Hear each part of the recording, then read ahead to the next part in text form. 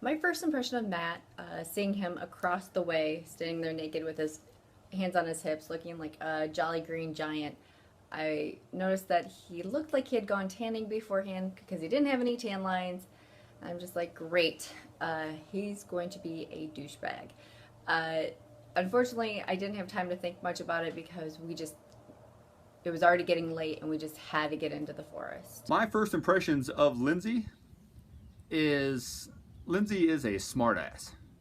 One of the first things Lindsay said to me was, "Hey, I see your penis," and I about busted out laughing because I was in shock. I was like, What did she just say?" She would be feeling sick, and I'd kind of badger her on a bit because I knew that she needed kind of that little comforting. She wasn't really a touchy feely, like give me a big hug, comfort me kind of girl. So I found the best way to comfort her was just to kind of talk, and even though on the outside she may look like she was hating it, and on the inside I think it was actually making her feel a little bit better. Even though I know that it probably wasn't the fig that kept me out for so long. I actually did get sick for about 7 days out there, and it was just horrible. But that really it was hard. It was hard to be, feel that sick. And it was the kind of sick that, you feel like you have flu-like symptoms. To stand up, my stomach hurt. To sit down and just sit there, the world was spinning. So it was very frustrating to be so sick out there so quickly. I felt like I'd been kicked down a mountain. I have almost never felt that bad in my life, and it was without a doubt just poisoning us. And for anybody at home that watches and sees the show, there's a little thing that you don't really understand is when you're not feeling good, there's no bed to lay on, no good bed to lay on, I should say. There's no, you can't just eat some food, hang out, take something to make your stomach feel better. No, you were in the jungle. You're in the wilderness of anywhere in the world, and that's where you got to suck it up. There's a lot of rain. It had more rain than I've ever seen in my entire life, and it just continued to rain. I kept thinking, can't rain that long. Can't just keep raining. Can't rain for 3 days. Can't rain for 4 days, 5 days.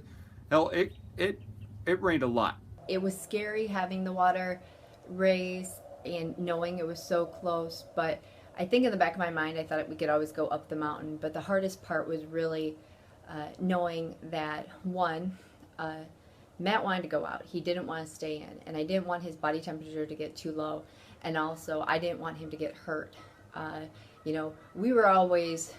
was always very conscious of not wanting to get hurt while we were out there, and at that point there was no longer, well, if you get hurt the crew can just get you, or we could just go to the hospital down the road. That no longer was an option. So my main objective was to keep Matt, dry and somewhat stable and stationary. The worst part is as the waterfall got bigger, the rain was already making it cold. Now the wind is generating from the waterfall, and there is this nice ice cold damp wind just really trying to penetrate right through our camp. And some of our worst fears right then was, I think, of getting hypothermic. We were cut off from the production crew, from all rescue services, all pizza delivery. We were cut off from everything. And the biggest fear going through my mind then was if Lindsay gets hurt. Now, if Lindsay gets hurt, I would have to build either a catapult and launch her over the river to safety, or we would have to do an absolute tremendous jungle hike and to try to get rescued. That canopy was so thick, there was no way for a helicopter to land. There was no way for them to get to us, and that was when it really struck. This is an extreme environment, and this show is no. I think a lot of things surprised me about myself while being out there. Nobody knows how they're going to act or react to a situation until they're actually in it.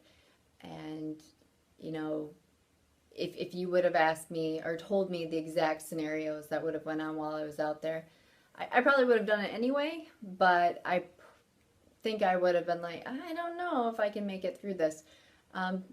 And another thing is, I mean, a huge thing, I mean, being naked out there in front of a complete stranger along with a lot of other people. I'm sure that every woman has body issues or self-confident issues, but that really was a big deal. Once I was actually out there and in it, it just was the way it was.